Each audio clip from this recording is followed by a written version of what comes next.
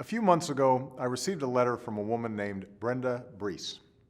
I wanted to share her story because it speaks to what a lot of families are going through, and it offers a good example of the kind of responsibility that's needed in Washington right now.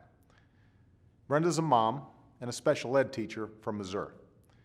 Her husband, David, was employed at the local Chrysler plant for nearly 4 decades. They've worked hard their whole lives, but like a lot of folks, they've taken some hits over the past few years.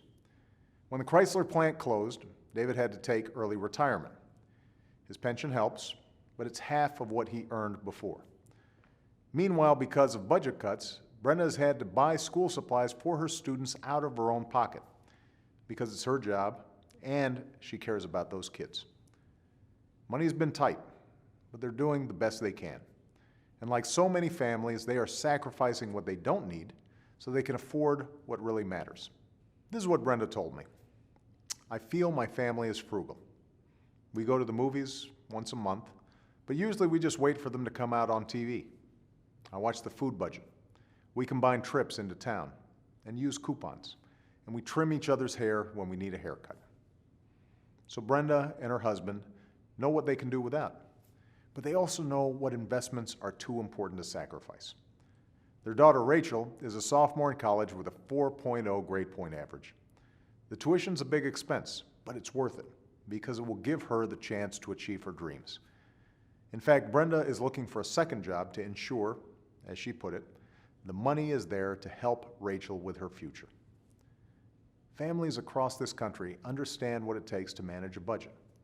They understand what it takes to make ends meet without foregoing important investments like education. Well, it's time Washington acted as responsibly as our families do. And on Monday, I'm proposing a new budget that will help us live within our means while investing in our future. My budget freezes annual domestic spending for the next 5 years, even on programs I care deeply about, which will reduce the deficit by more than $400 billion over the next decade. This freeze will bring this type of spending to its lowest level as a share of the economy since Dwight Eisenhower was president. We've stripped down the budget by getting rid of waste. For example, we're getting rid of thousands of government-owned buildings that sit empty because they aren't needed. I've also proposed freezing salaries for hard-working government employees because everyone has to do their part. And I'm going to make sure politics doesn't add to our deficit by vetoing any bill that contains earmarks.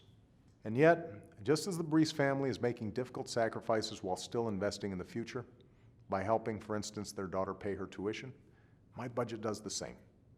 I'm proposing that we invest in what will do the most to grow the economy in the years to come.